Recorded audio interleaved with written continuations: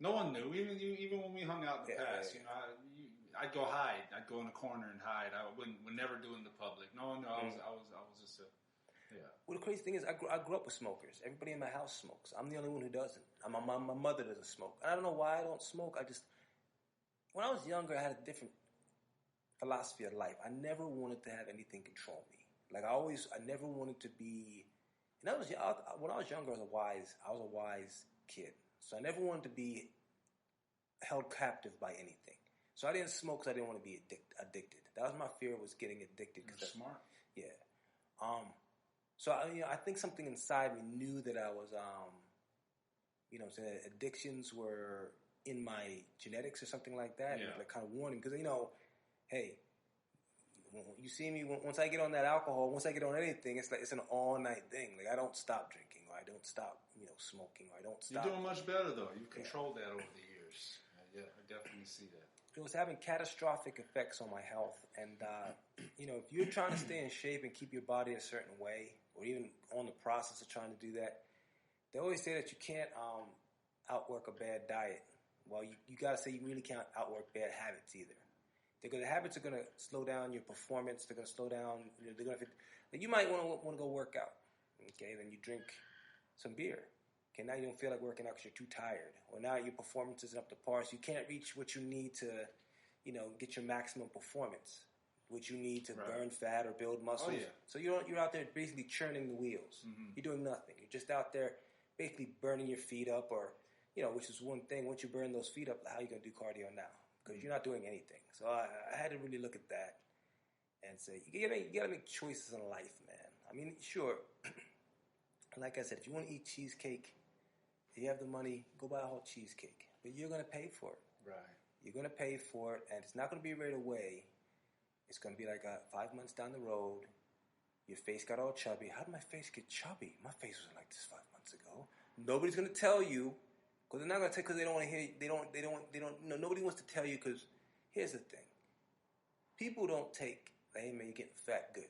Nobody takes that good. Mm-hmm. And nobody wants to really deliver that message. Not your friends, not your family, not people who care about you. Because people who care about you, even like you, don't want to see any kind of stress or pain come to you. They don't want to be the cause. Really, the people who help you change are your haters.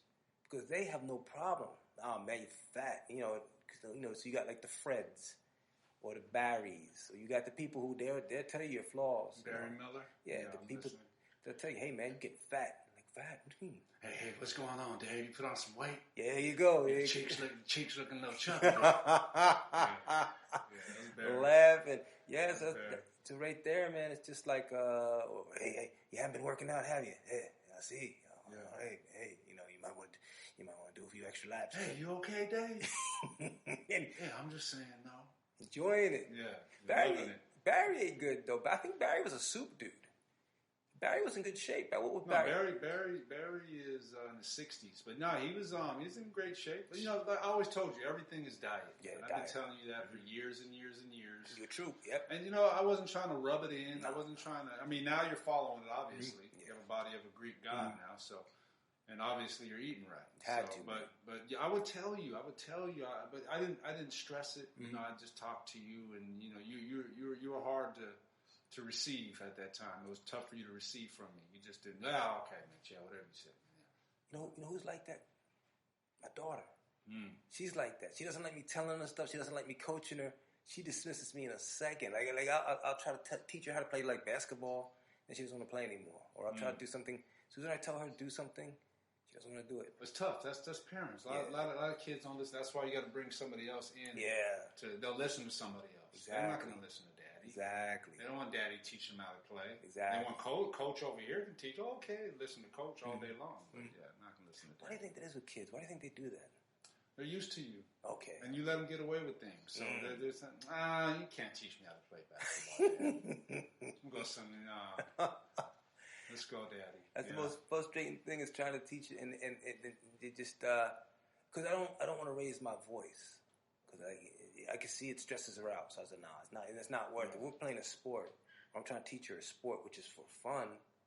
Why am I going to stress her out? So we play tennis, okay, and I want her to be a tennis player. I want her to be like the next Jennifer Capriati. Okay, they say like the Williams sisters. I don't want her to be like Dr. J's daughter, Ruben. Mm-hmm. Dr. J actually has a daughter who plays. I don't know her first name. Her last name is Ruben. And Dr. J has a daughter. She's a pro. I don't know if she still plays tennis, but she's a tennis player. So I wanted her to pick up tennis because it's a sport by yourself. It's all on you. You don't have a team. You don't have politics. You don't have a coach. It's on you. No, she likes it. She can go hit against the wall. She can always practice. She doesn't need anybody. Here's the thing. She likes to play, and she's actually got she got the quick twitch, and she's very good. But when you're playing tennis, like there's 4 courts, and the ball goes on somebody else's court, it's like it stops their game.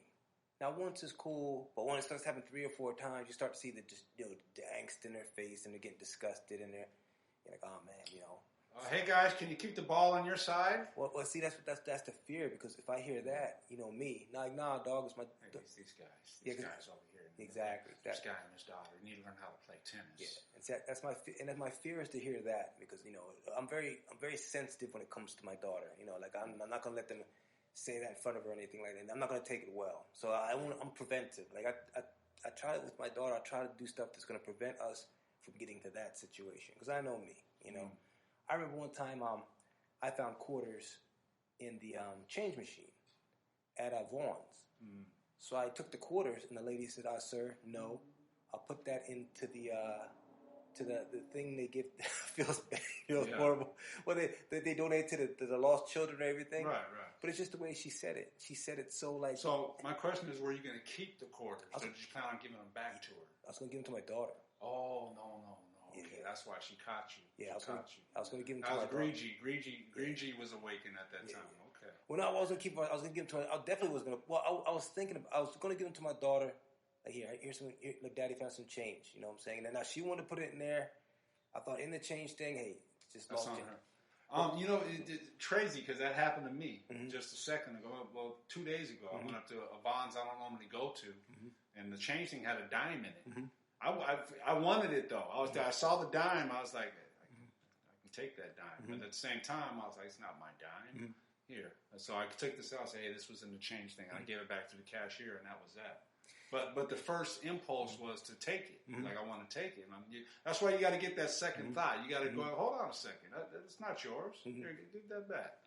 Well, here's the thing. I think if she would have said it in a nicer way or a better way, but just the way she said it was so like, like I'm in control. I'm going to tell you what to do. And I'm like, you're a cashier. What you're going to do is, and this is what I told her after she did. Hey, listen, do your job. Ring my stuff up. I am doing my job.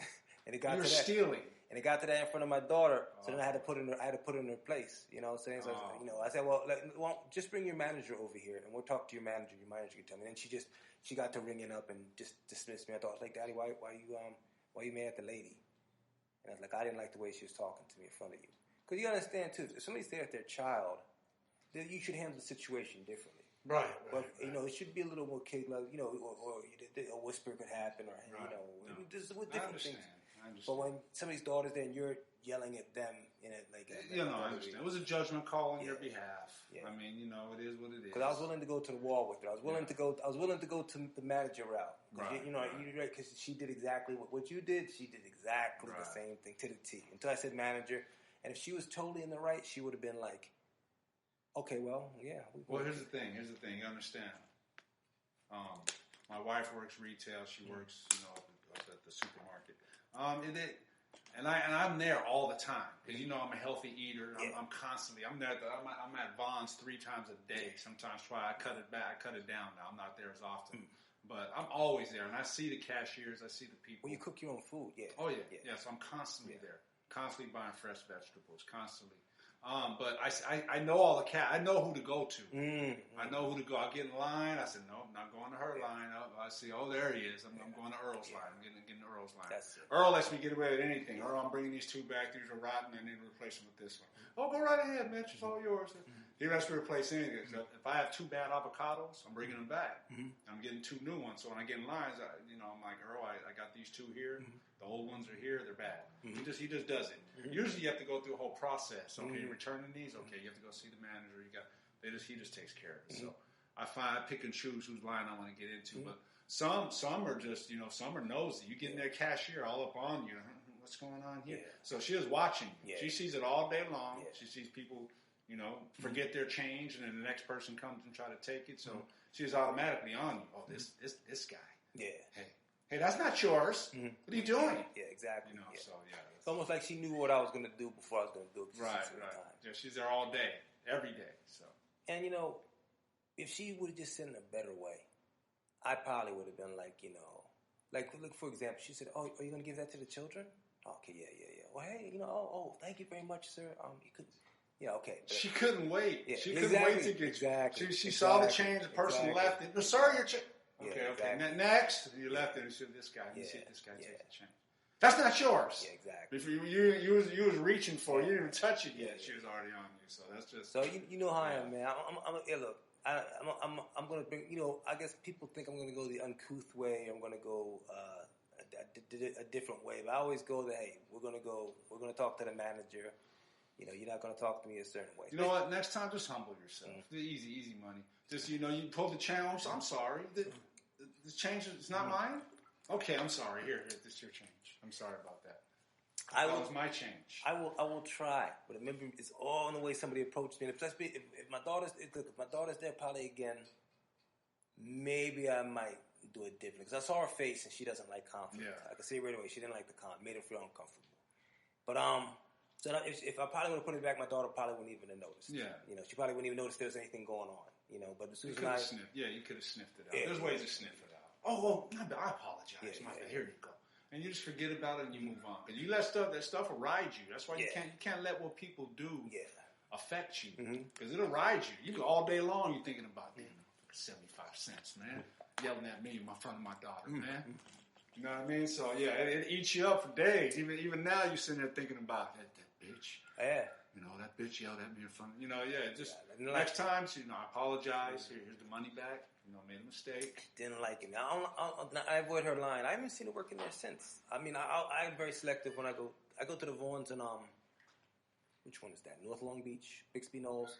So I'll go there and I'm very selective whose lines I get. There's a middle-aged white guy going. He's very friendly. There's some friendly people, and then there's people I know that they got attitudes and. I'm good on that. Don't get in their lines. Nah, can't. Prevent them. You gotta prevent situations from happening. Life is chess, man. In chess, you're making a move for the next move. Right.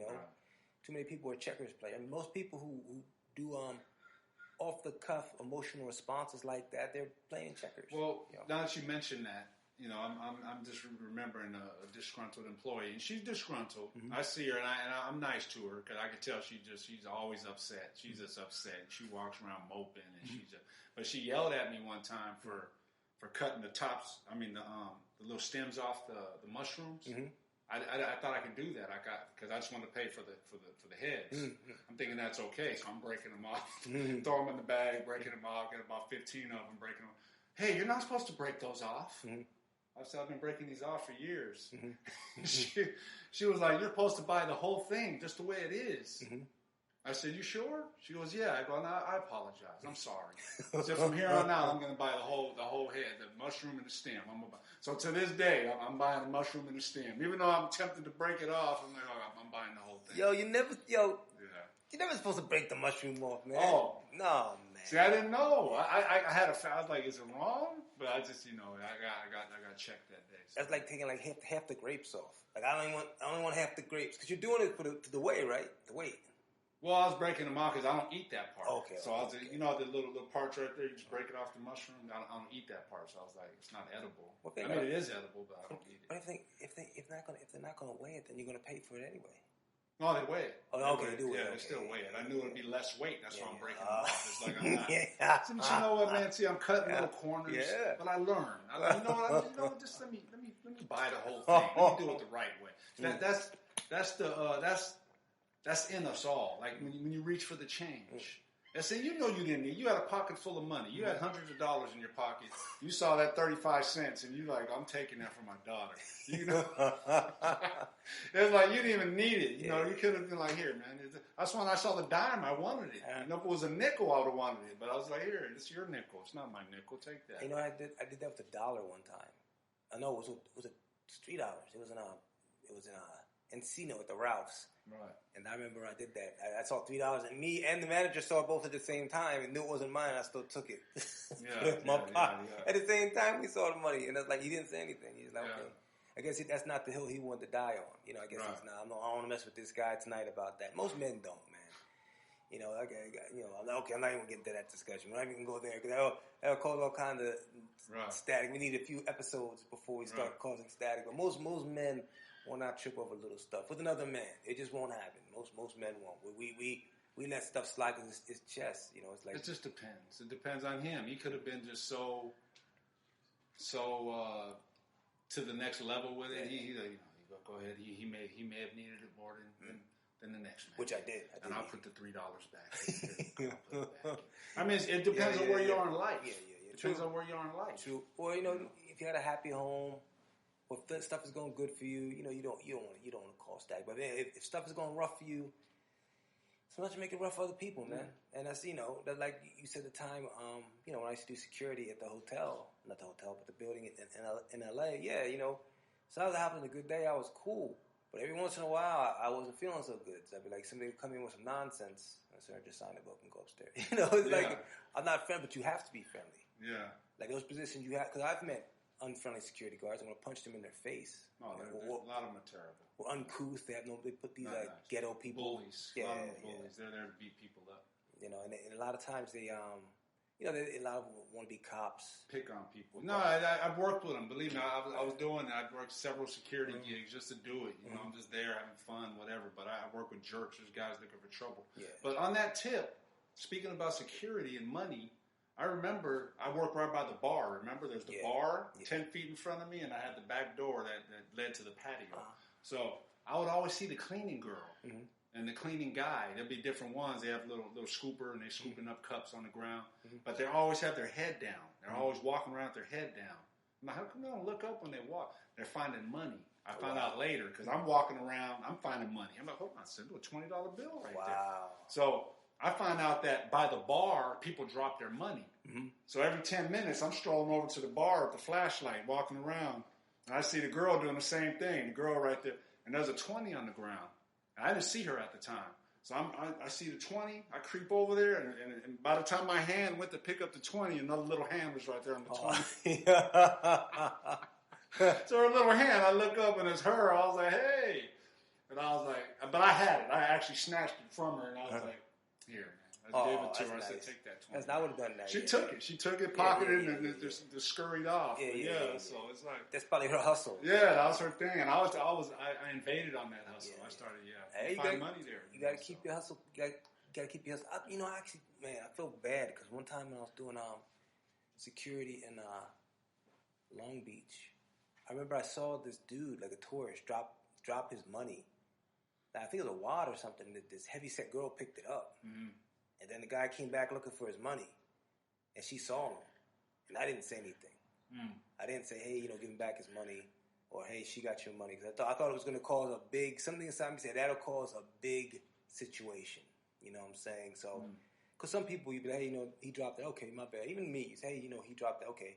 Some people are not. I'm going to tell on you. Yeah. If that was me, I was going to tell on her. Really? Yeah, I did in Vaughn's parking lot. Right when I walked up, pulled in, walked up, guy hit the dude's car. Bam! And trying to pull away, and I saw a guy coming towards the car. Hey, is this your car? I said, that guy just hit it right there. He's pulling away right now. I told on him. Because I don't want somebody hitting my car. I mean, that's not good to be a tattletale, right? Yeah, no, you have to. I'm going to tell on him. No, that's good. No, you have to tell. Big girl, I'd have been like, hey, give him his money back. I saw you pick up the money. Sir, she has your money, sir. Oh, wow. Yeah. I didn't